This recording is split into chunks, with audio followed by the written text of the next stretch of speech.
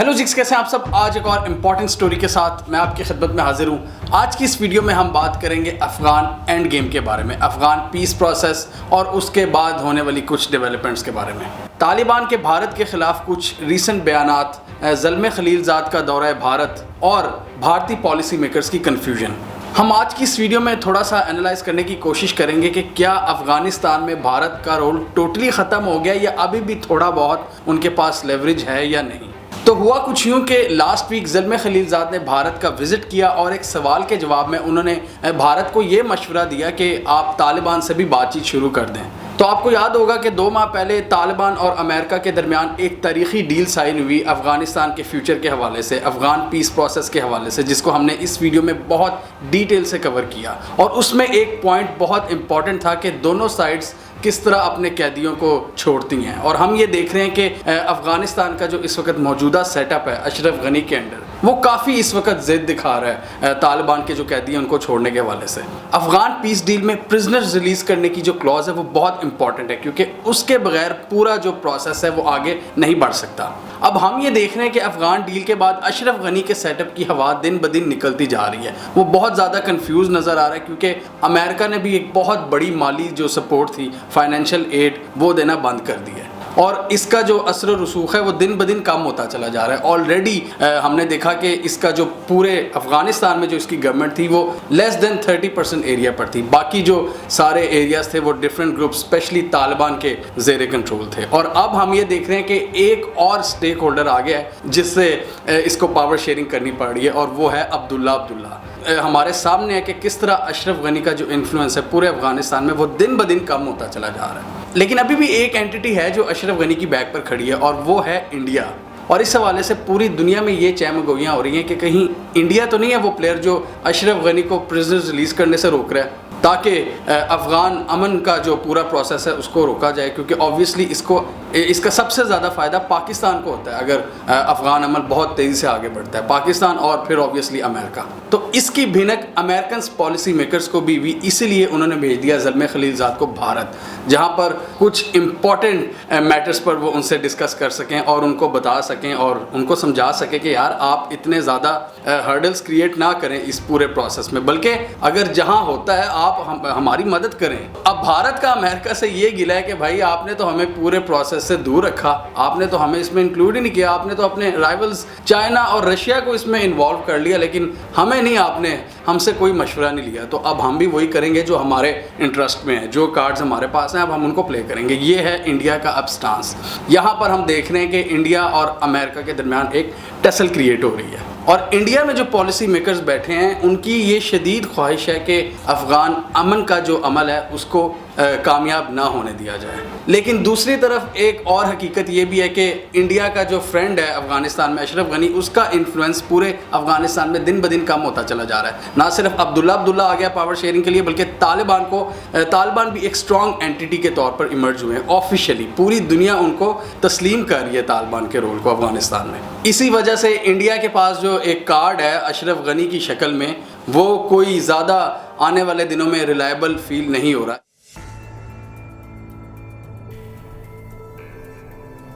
अफ़गानिस्तान के हवाले से पूरे इंडिया में जो कन्फ्यूजन है कि किससे बात करनी है किससे नहीं करनी, उसके पीछे एक बहुत बड़ा एडमिशन है। इस चीज़ को तस्लीम करना है कि हमारी जो अफ़गान गेम है वो टोटली फ्लॉप हो चुकी है, हम इसमें इररेलेवेंट हो चुके हैं।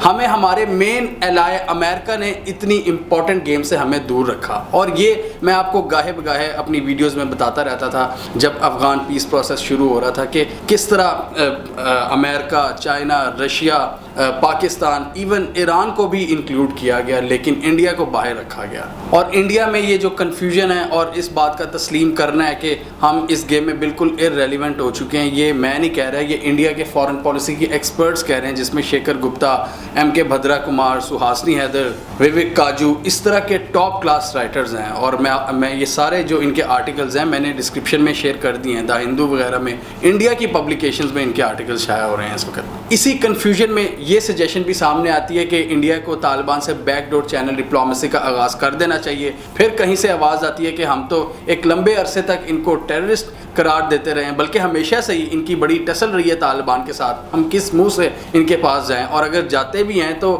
کیا یہ ہماری بات سن لیں گے؟ اور پھر کہیں سے یہ بھی آواز آتی ہے کہ ان کے تو بڑے قریبی تعلقات ہیں پاکستان سے، تو پہلے تو ہمیں پاکستان سے بات کرنی چاہیے۔ کیا طالبان ہم سے بات کرنے کے لیے تیار ہیں بھی یا نہیں؟ تو اس طرح کے سوال انڈین پالیسی میکرز اور ایکسپرٹس تو پوچھ رہے ہیں، لہٰذا اس کا جواب بھی افغان طالبان کے ترجمان نے ابھی ریسنٹ انٹرویو میں دے دیا ہے۔ ابھی ریسنٹلی ایک انٹرویو میں بات چیت کرتے ہوئے طالبان کے سپوکس پرسن عباس طانکزئی کا یہ کہنا تھا کہ انڈیا کا ہمیشہ سے افغانستان میں نیگیٹو رول رہا ہے، اور انڈیا نے ہمیشہ افغانستان میں ٹریٹرز کو سپورٹ کیا، غداروں کو سپورٹ کیا، اور آبویسلی غداروں سے مراد ان کی اشرف غنی کا سیٹ اپ تھا جو کہ امریکی ڈالروں پر پلتا رہا ہے شروع سے، اور انڈیا نے ہمیشہ ان کو سپورٹ کیا، اور ہمیشہ ان کی جو کارروائیاں تھیں، ان کی جو اسٹریٹجیز تھیں افغانستان میں وہ ہمارے خلاف تھیں، لہٰذا ہم بالکل بھی انڈیا سے کوئی بات چیت نہیں کرنا چاہتے۔ اور اسپیشلی انہوں نے پھر کشمیر کا بھی ذکر کیا کہ کشمیر میں بھی ان کا ایک نیگیٹو رول ہے، اور پھر ہم نے دیکھا کہ کچھ دن پہلے سوشل میڈیا پر اس طرح کے بیانات بھی چلے کہ طالبان کی طرف سے ایسی باتیں سامنے آ رہی ہیں کہ انڈیا کے خلاف ہم آغاز کر سکتے ہیں، تو آفیشلی تو انہوں نے اس طرح کی نیوز کو رد کر دیا، لیکن ایکسپرٹس کے مطابق طالبان کے اندر کچھ ایسے سیگمنٹس ہیں جن کا بھارت کے خلاف کافی زیادہ مطلب ایگریسو رویہ ہے۔ اوور آل طالبان کی جو اینٹی ہے وہ تو اوور آل انڈیا کے خلاف ہے، لیکن کچھ جو سیگمنٹس ہیں وہ کافی زیادہ ایکسٹریم خیالات رکھتے ہیں انڈیا کے لیے۔ تو یہ بات بڑی واضح ہو جاتی ہے کہ کیوں طالبان کا اتنا سخت سٹیٹمنٹ آیا بھارت کے خلاف، اور اسی وجہ سے آج انڈیا کے جو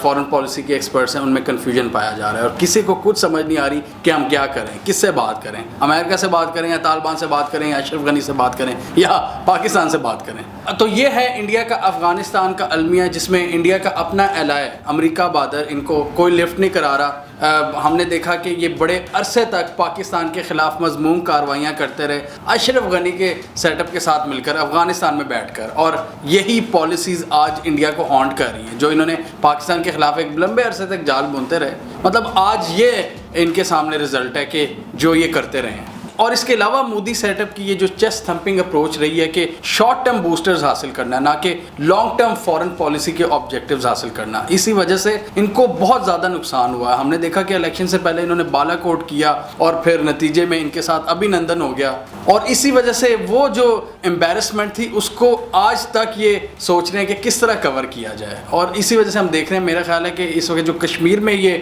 فرسٹریشن کا اظہار کر رہے ہیں وہ اسی چیز کا نتیجہ ہے کہ افغانستان میں جو ان کی گیم بالکل ہی زیرو ہو چکی ہے، وہ اس کا غصہ اور اس کا بدلہ کشمیر میں نکالنے کی کوشش کر رہے ہیں۔ اب ہم دیکھ رہے ہیں کہ اس پورے سینیریو میں انڈیا کے جو سینسیبل فارن پالیسی کے رائٹرز ہیں وہ مودی سیٹ اپ پر شدید کرٹیسزم کر رہے ہیں کہ ان کی فیل فارن پالیسی کی وجہ سے آج انڈیا کا افغانستان میں یہ حال ہے، اور بڑا کلیئرلی انہوں نے لکھا ہے کہ ان کی ضدی اپروچ کی وجہ سے اینٹی پاکستان اور اشرف غنی جیسے پپٹ کو کانسٹنٹلی سپورٹ کرنا، یہ ساری پالیسیز اب انڈیا کو ہانٹ کر رہی ہیں۔ اب میں آپ کو بتاتا ہوں، انڈیا کے یہ جو رائٹر ہیں وویک کاجو، یہ خود لکھ رہے ہیں، دا ہندو میں ان کا آرٹیکل چھایا ہوا ہے جس میں یہ مودی کی فارن پالیسی پر شدید تنقید کرتے ہوئے کہہ رہے ہیں کہ Indian policy makers continue to rigidly clinch to Afghanistan President Ashraf Ghani even as his equities diminished with each passing month. انہوں نے کلیئرلی لکھا ہے کہ انڈیا کے فارن پالیسی میکرز کو نظر نہیں آ رہا تھا کہ اشرف غنی کا جو انفلوئنس تھا وہ دن بدن کم ہو رہا تھا، پھر بھی مطلب ضد پر اڑے رہے، اور وہ ضد آبویسلی کیا تھی؟ پاکستان جی، کہ جو اینٹی پاکستان کے خلاف ہے ہم نے اس کو سپورٹ کرنا ہے۔ اور اینڈ پہ یہ رائٹر صاحب انڈین پالیسی میکرز کو مشورہ دے رہے ہیں کہ طالبان سے انگیجمنٹ اب بھارت کو سٹارٹ کر دینی چاہیے۔ دوسری طرف دا ہندو میں ہی سہاسنی حیدر نے ایک آرٹیکل لکھا ہے جس میں انہوں نے فارمر ڈپلومیٹ امر سنہا کا انٹرویو کیا،